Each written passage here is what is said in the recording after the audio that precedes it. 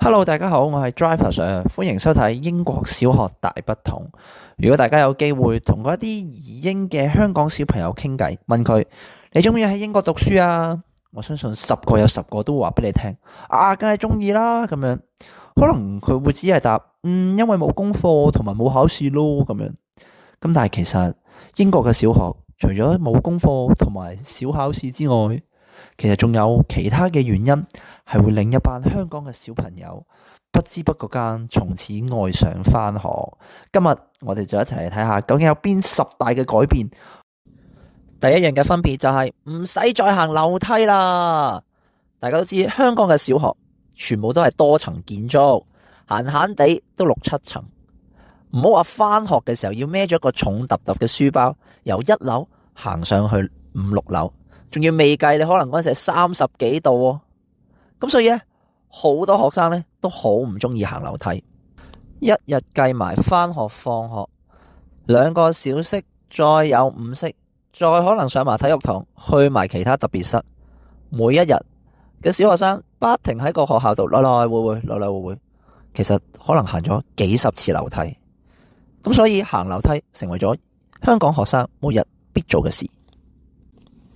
但嚟到英國咯，好多學校你想搵條樓梯都好難，因為佢哋全部都係平房建築。我見過最多都只係有2層，即係地下同埋第2層嘅課室。大部分學校咧都係1層過，所以咧小朋友根本就唔需要行樓梯，取而代之反而係喺屋企日日要上落樓梯啫嘛。第二樣就係小息終於可以任跑啦。其實小朋友小息跑就係天性嚟，但係喺香港呢樣天性就不被允許。原因好簡單，好多學校就因為地方淺窄啦，驚小朋友喺操場亂跑嘅時間呢就會撞到人，撞到受傷就會俾家長投訴。其實以往我喺香港做嘅學校都遇過一件事，就係個小朋友喺操場跌親，都幾傷嗰隻，跟住佢阿媽就嚟投訴，話佢個仔喺操場俾人撞到。最後我哋要揾閉路電視證明唔係有人撞到，係佢個自己個仔棘到嘢跌親，先冇再追究。咁所以基於學校好唔想有呢啲風險嘅出現，所以一般咧都係唔可以亂跑，跑嘅都只可以喺一啲設立咗嘅跑步區，同一個方向，喺有老師或者風紀安排嘅情況下呢，有秩序咁樣去跑步。咁但係呢個喺英國就唔會存在啦。英國嘅小學，你小息係可以任跑，玩足又得，鬥快跑又得。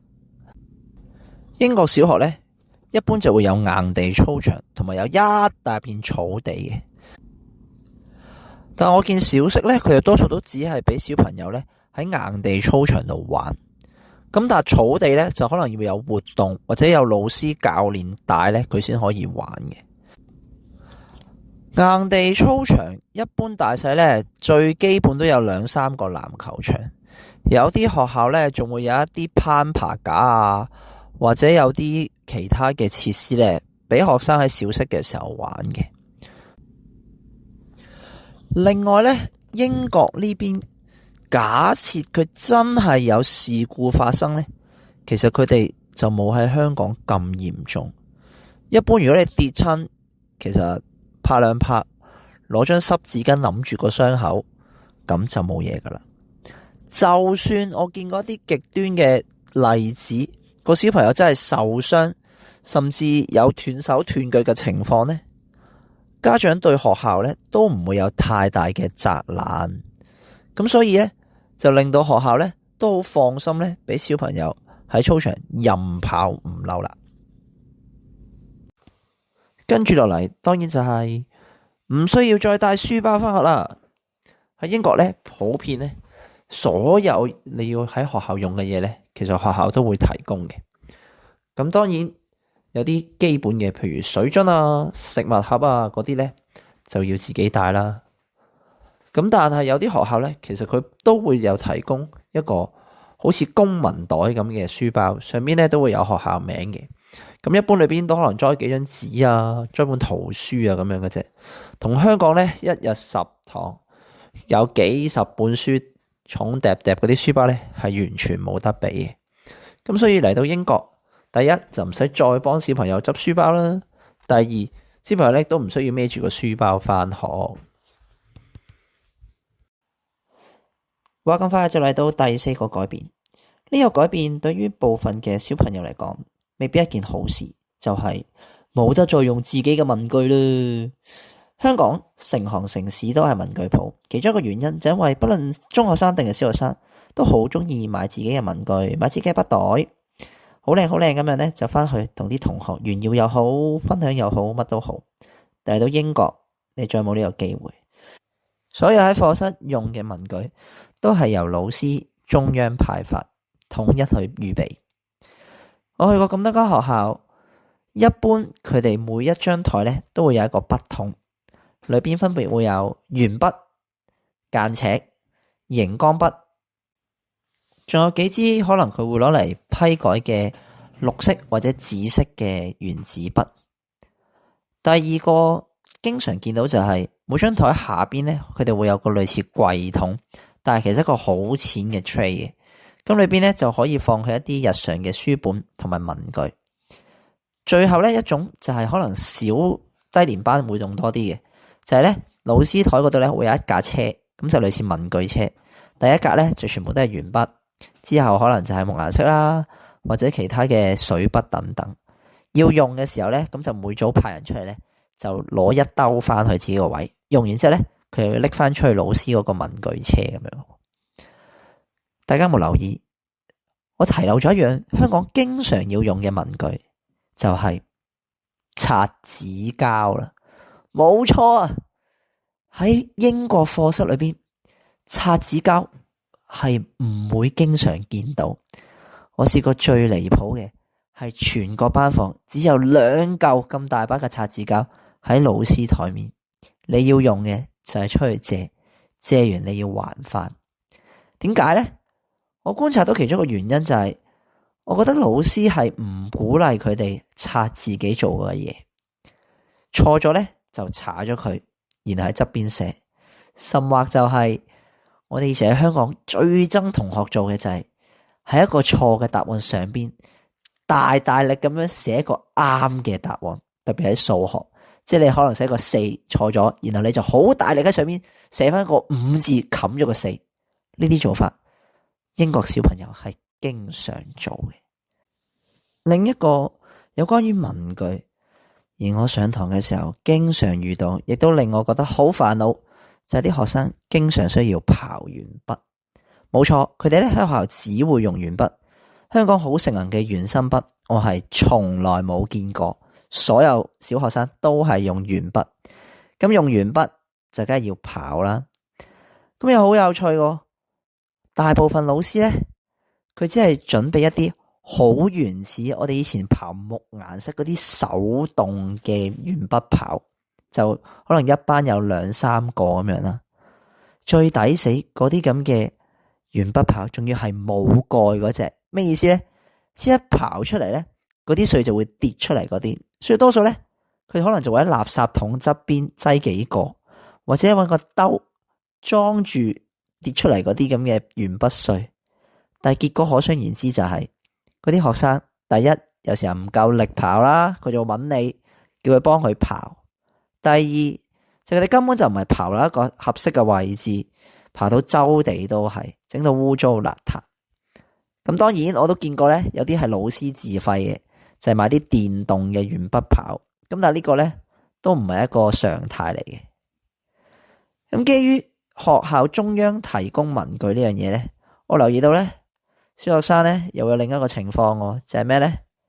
就係唔係太珍惜呢啲文具啦，唔係佢啊嘛，學校俾啊嘛，所以咧你可想而知咧，損壞性超高，上堂咬啦、拍斷啦、跌落地下唔執啦、踩爛啦，經常有。咁所以英國小學中央派發文具呢一個政策，好嘅方面就係唔使家長煩啦，小朋友都唔使自己帶。但係唔好方面就可能佢哋唔係太珍惜，同埋損壞性好高。嚟到第五個呢，呢一個呢係爭議性好大嘅，就係唔使做功課啊！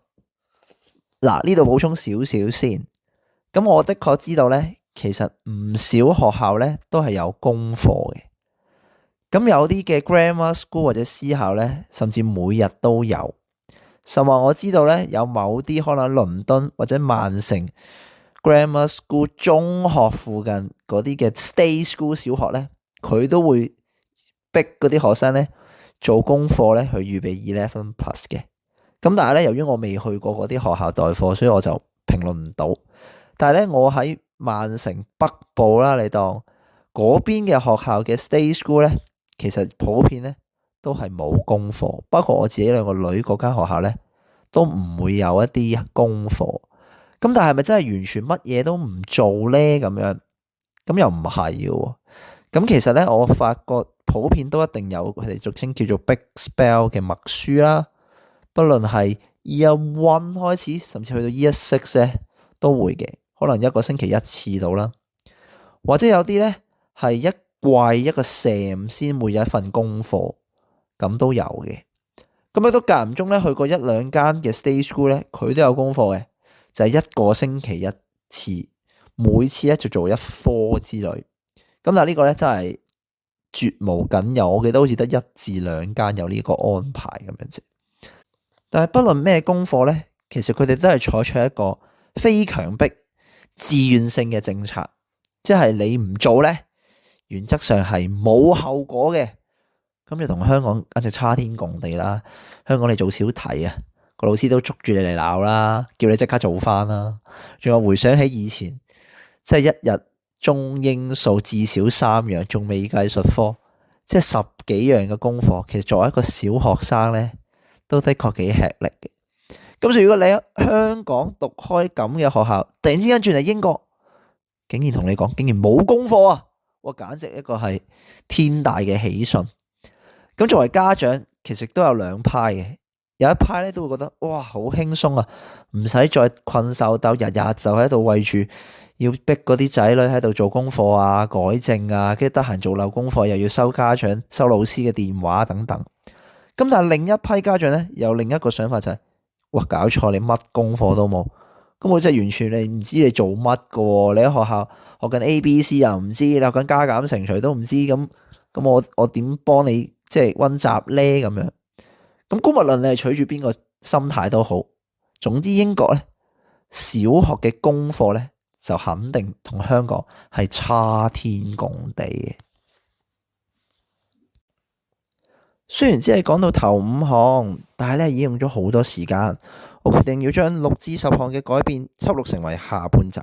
如果你都想知仲有啲乜嘢嘅改變，就記得聽埋下半集啦。如果你都中意呢段片，就記得 subscribe 我嘅 channel、like、comment 同埋 share 呢段片俾你嘅朋友睇啦。多謝晒。